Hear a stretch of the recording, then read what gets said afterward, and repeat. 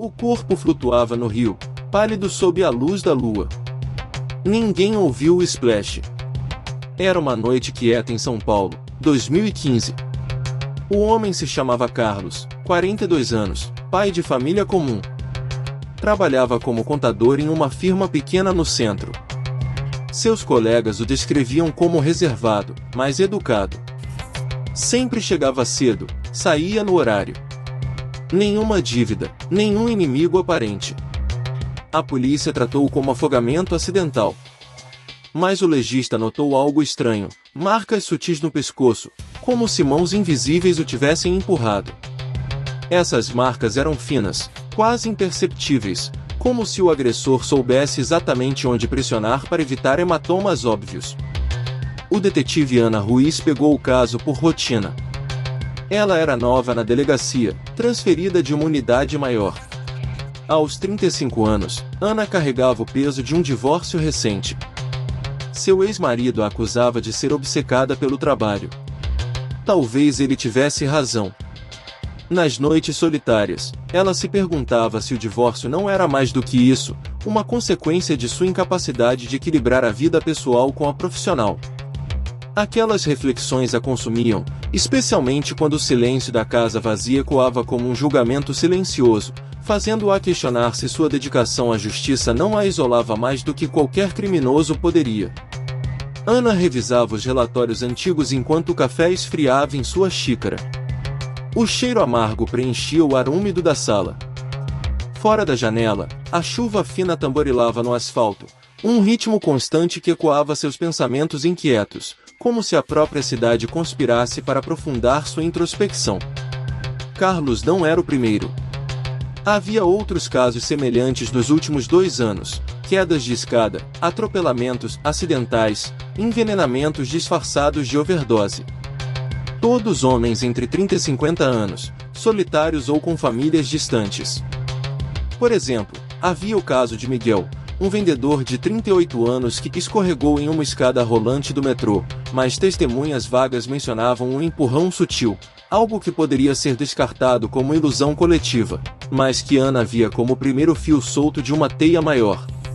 Outro era o de Eduardo, atropelado por um carro que fugiu, mas o motorista nunca foi encontrado, e o veículo parecia ter sido roubado de um estacionamento próximo, um detalhe que sugeria planejamento meticuloso, não impulsividade.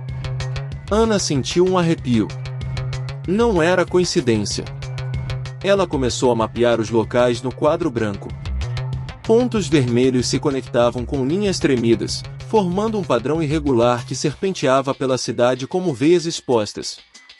O silêncio da delegacia à noite amplificava seus pensamentos, fazendo com que cada rangido do prédio parecesse um sussurro de advertência, convidando-a a refletir sobre como a invisibilidade das vítimas espelhava sua própria sensação de ser ignorada em suas teorias.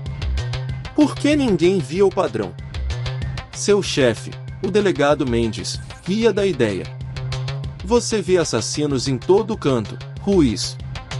Ele batia na mesa, o som ecoando como um aviso, e seus olhos, cansados e céticos, a faziam duvidar por um momento, questionando se sua intuição não era apenas o eco de sua solidão pessoal. Mas Ana ignorou. Ela precisava de provas, algo concreto que transformasse sua intuição em evidência irrefutável. Começou visitando a viúva de Carlos. A casa era modesta, cheiro de pão assado misturado a lágrimas, um contraste doloroso entre o cotidiano e a tragédia. A mulher, Sofia, serviu chá com mãos trêmulas, seus dedos entrelaçados como se tentasse se ancorar na realidade. Ele era tão cuidadoso. Nunca bebia perto da água. Sempre me dizia para tomar cuidado com os rios da cidade, cheios de perigos invisíveis. Seus olhos vermelhos fixavam o vazio, e Ana podia ver o luto se instalando como uma névoa permanente, um lembrete de como o assassino não só tirava vidas, mas destruía mundos inteiros ao redor delas. Ana notou tudo, cada detalhe sobre os hábitos de Carlos, suas rotinas diárias que pareciam tão seguras e previsíveis, rotinas que ela mesma invejava em sua vida. Caótica. De volta ao carro, o motor ronronava abaixo, um som reconfortante em meio à turbulência de sua mente.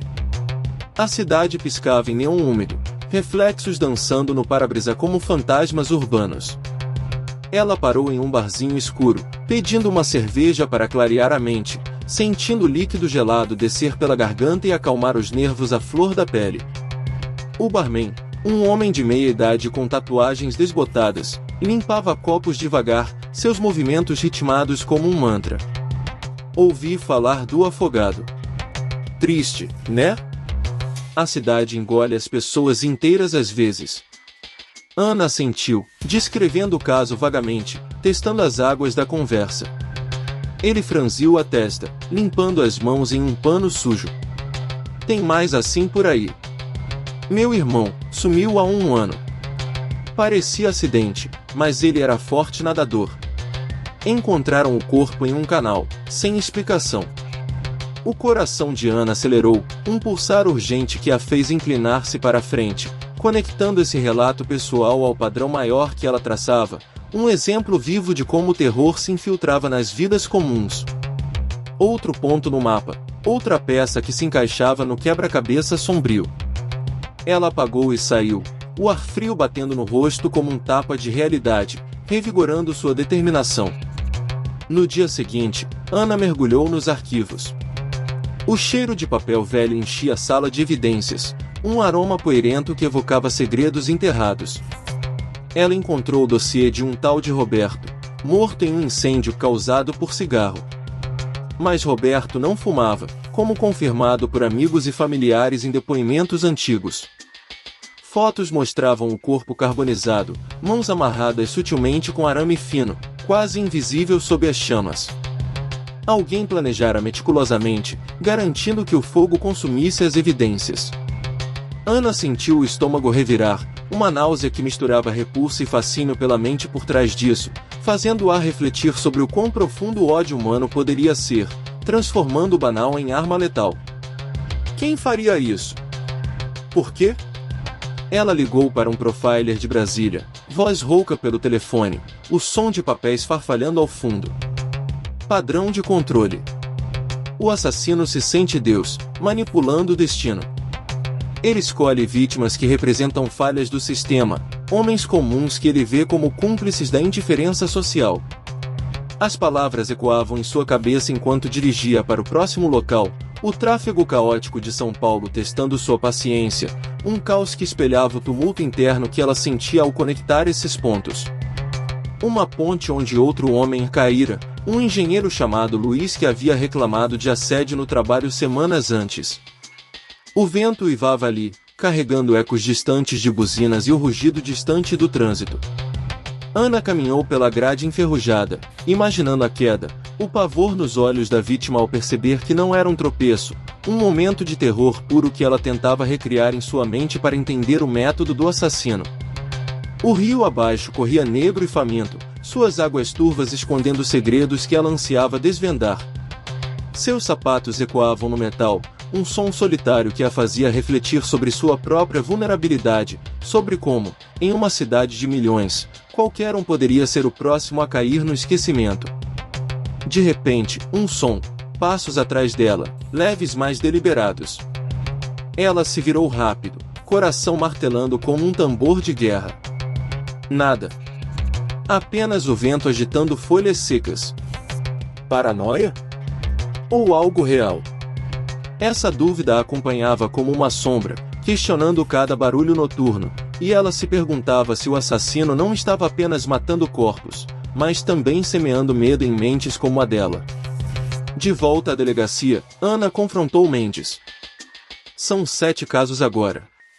Todos ligados por um raio de 20 quilômetros, e as vítimas compartilham perfis semelhantes, profissionais de classe média, isolados socialmente. Ele bufou, acendendo um cigarro, a chama iluminando seu rosto enrugado. Fumaça subia em espirais cinzentas, preenchendo o ar com um véu de descrença. Sem provas, é delírio. Foque em roubos, Ruiz. Não. Perca tempo com fantasmas. Ana saiu batendo a porta, a frustração borbulhando como lava. O corredor parecia mais longo, sombras alongadas pela luz fraca, e ela se sentia como se o prédio inteiro conspirasse contra ela, um sentimento que a levava a questionar se sua persistência era força ou teimosia autodestrutiva. Ela precisava de um aliado, alguém que entendesse sua obsessão. Chamou seu antigo parceiro, Lucas, agora aposentado, vivendo em uma casa suburbana com um jardim mal cuidado. Ele atendeu com voz cansada, mas afetuosa. Ana, cuidado. Serial killers não param, eles evoluem. Lembra do caso em 2008? O cara escapou por pouco porque ignoramos os padrões iniciais.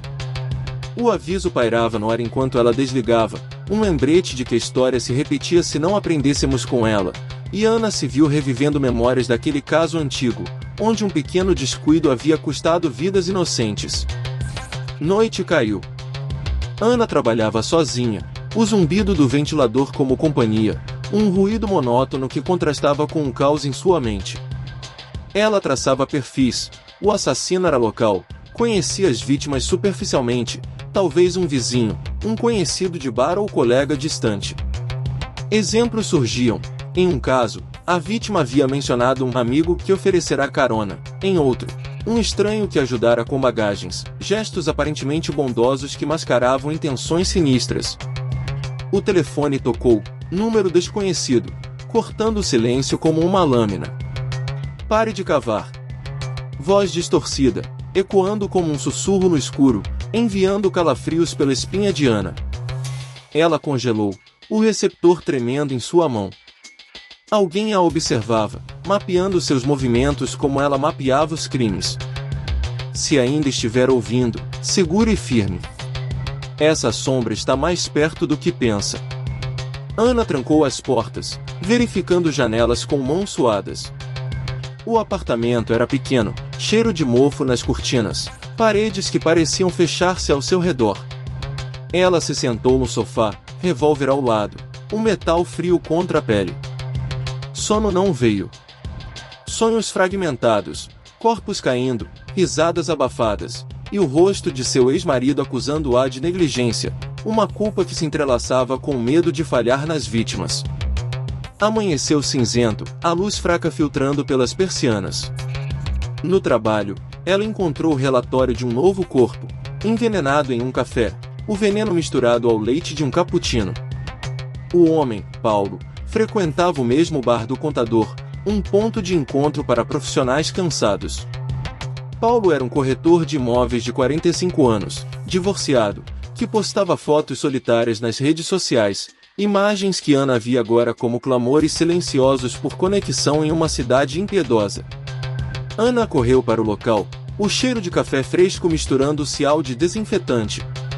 O dono do bar estava nervoso, limpando balcões obsessivamente, seus olhos dardejando para a porta. Ele veio ontem.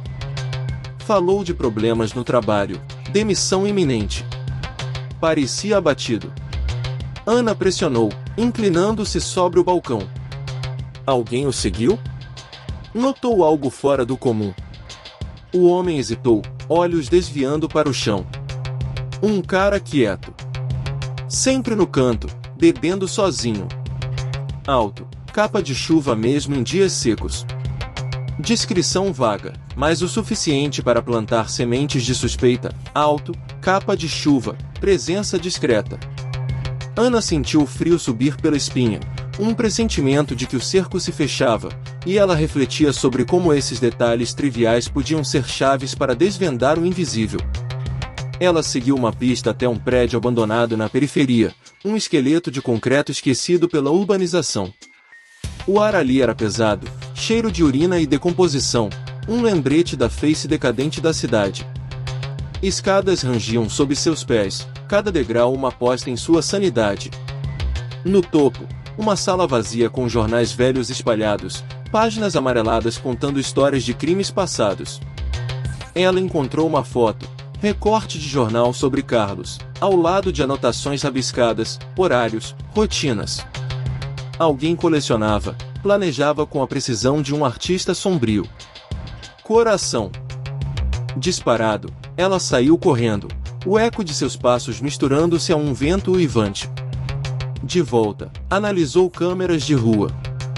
Imagens granuladas mostravam uma figura encapuzada perto das cenas, sempre à margem, uma silhueta que se fundia às sombras. Ana conectou. O assassino escolhia vítimas isoladas emocionalmente, homens que se sentiam invisíveis na multidão paulistana. Ele as ajudava a desaparecer, talvez por um ódio profundo contra a mediocridade que via neles. Por quê? Vingança contra o sistema? Ou prazer no caos, no poder de apagar vidas sem alarde? Reflexões a consumiam. Seria isso uma crítica à sociedade que ignora os fracos, ou apenas o delírio de um homem quebrado?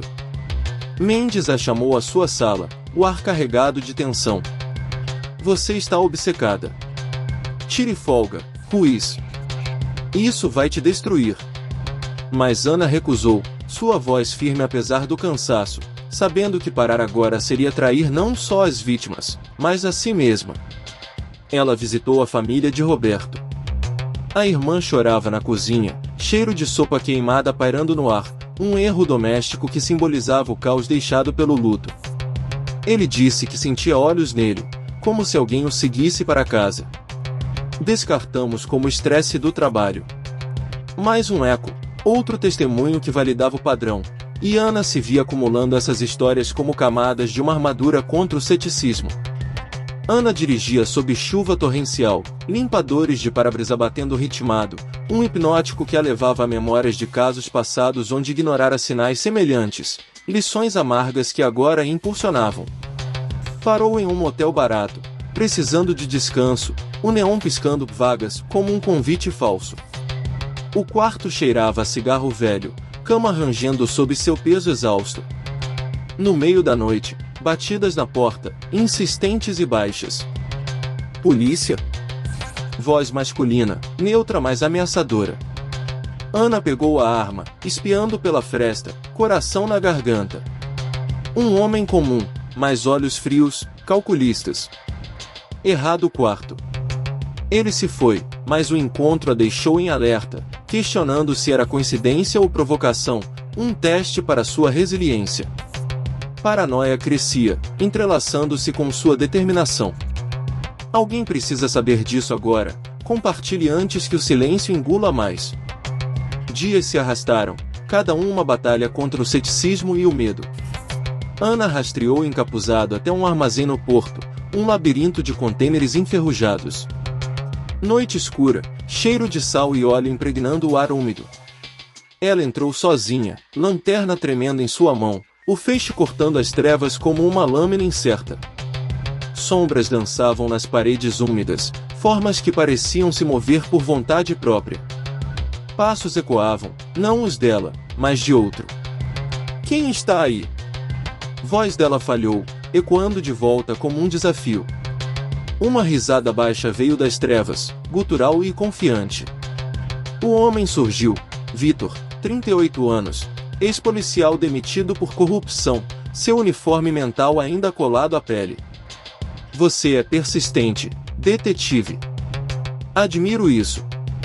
Ele segurava uma faca, lâmina refletindo a luz fraca, dançando como uma promessa de violência. Eles mereciam. Homens como eu, ignorados pela sociedade. Eu era um deles, demitido injustamente, segundo ele, por expor corrupção maior, esposa que o deixou com as crianças, alegando medo, anos de empregos precários que o fizeram se sentir invisível. Vitor contava sua história em monólogos interrompidos, voz rouca de amargura, matava para equilibrar, escolhendo vítimas que o rejeitaram em pequenos atos, Carlos o rejeitara em uma promoção no trabalho anterior, Roberto ignorara sua ajuda em um acidente de trânsito, Paulo rira de sua oferta de amizade no bar.